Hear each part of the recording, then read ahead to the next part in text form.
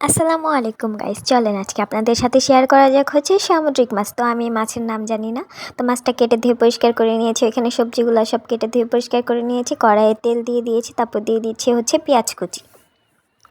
তো পেঁয়াজ কুচি দিয়ে আমি ভালোভাবে হচ্ছে পেঁয়াজটাকে ভেজে নেব। সাথে দিয়ে নিয়েছিলাম হচ্ছে 2-1টা কাঁচামরিচ।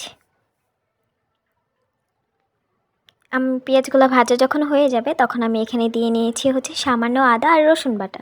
তারপরে দিয়ে নিয়েছি মরিচের গুঁড়া, হলুদের গুঁড়া, স্বাদ মতো লবণ দিয়ে ভালোভাবে মশলাটাকে কষিয়ে নিচ্ছি। মশলা কষানো হয়ে গেলে দিয়ে দিব মাছ।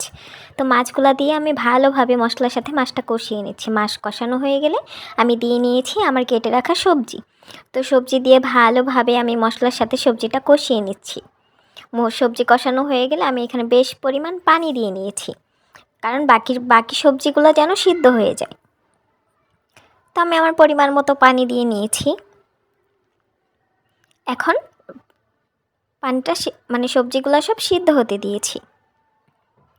সবজিটা যখন মাখা মাখা হয়ে যাবে, পানি যখন মাখা মাখা হয়ে যাবে, তখন আমি ওইখানে দিয়ে নিয়েছিলাম হচ্ছে মাছ দিয়ে 2 মিনিটের মতো রান্না করলে রান্না রেডি হয়ে গিয়েছে।